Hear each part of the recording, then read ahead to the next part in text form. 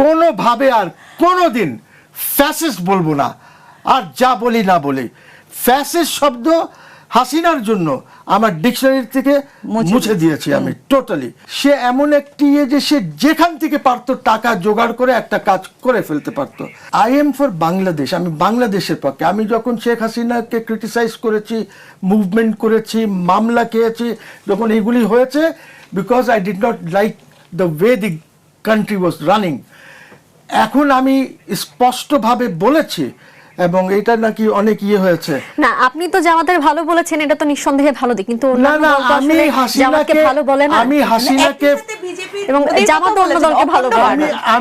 আমি হাসিনাকে কোনোভাবে আর কোনোদিন ফ্যাসিস্ট বলবো না, আর যা বলি না বলি। ফ্যাসিস্ট শব্দ হাসিনার জন্য আমার ডিকশনারি থেকে মুছে দিয়েছি আমি টোটালি। আমি মনে করি যে আমি লুটপাট যা করেছে সেটা নিজের জায়গায়, কিন্তু দেশের যে ডেভেলপমেন্টটা হয়েছে,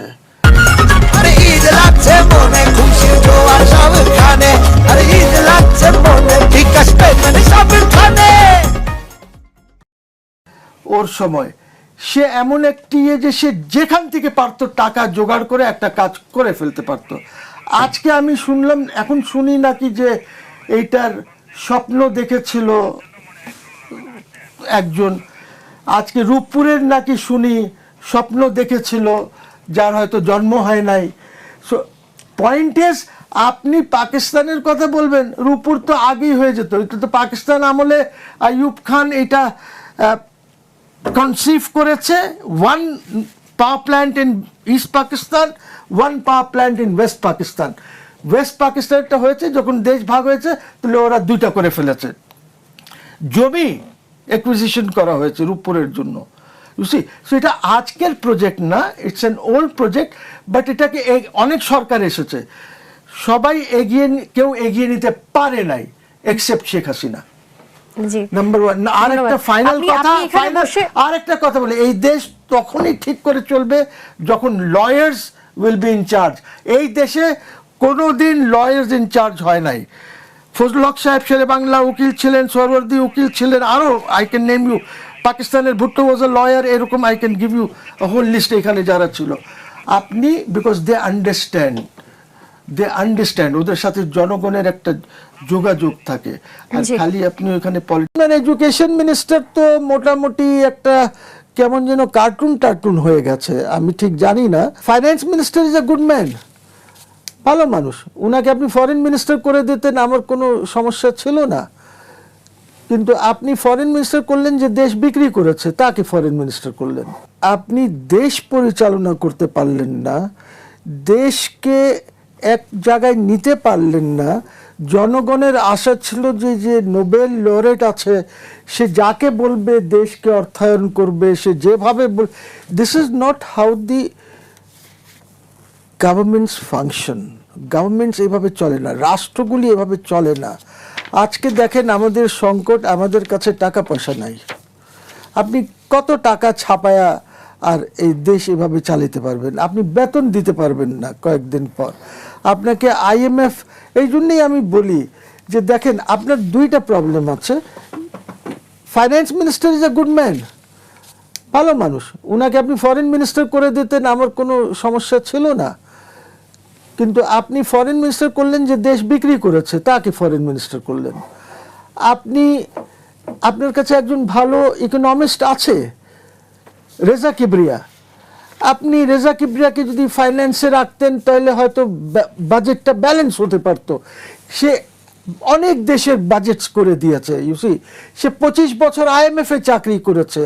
আজকে IMF আপনাকে তো কিছু দিল না, আপনাকে তো এমনি বুড়ো আঙ্গুল দেখিয়ে ফিরিয়ে দিয়েছে, ইউসি। সো কোয়েশ্চেন ইজ যে আপনার এক তো টিমই নাই। 200-র বেশি সার্ভিস ও ফিচারে লেনদেনের সব বিকাশ অ্যাপে সম্ভব।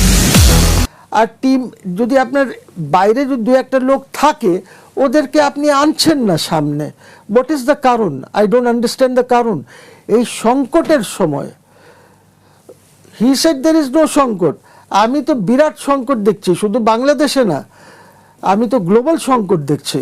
সো এখন জিনিস যেটা হচ্ছে যে আমাদেরকে সবাইকে মিলে এই সংকটের মোকাবেলা করতে হবে, আর এইটার দায় দায়িত্ব নিতে হবে সরকারি দলকে আমাদেরকে ইনভাইট করতে হবে। আমাদেরকে মানে যারা পলিটিক্সে আছেন, যারা ভালো লোকজন আছেন, ধরেন যে হেলথের লোকজন আছেন, ওদেরকে আনতে হবে সামনে। এডুকেশনে আপনার এডুকেশন মিনিস্টার তো মোটামুটি একটা কেমন যেন কার্টুন হয়ে গেছে, আমি ঠিক জানি না, বাট কেমন যেন সে করে, কোথাও লং জাম্প করে, কোথাও শর্ট জাম্প করে, কোথাও হাই জাম্প করে, সো ইউ নো কোথাও তিনি কিন্তু তার বাথরুমের ভিতর থেকে অনেক গিয়ে কথার দেখে। কারণে যে I mean, this is শিক্ষার্থী আছে, শিক্ষার্থী সমাজের মধ্যে বেশ সমালোচনায় রয়েছেন। ভাই, this is not how a minister functions.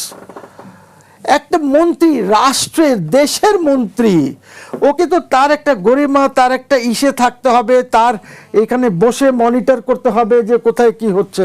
এর আগে কি আমরা কোনো এরকম মন্ত্রী দেখেছি যে বাথরুমের ভিতর থেকে গিয়ে উকি মারতেছে, দরজার জানালার ভিতর থেকে উকি মারতেছে? আই মিন দিস ইজ এটা কার্টুন। হ্যাঁ, কার্টুন।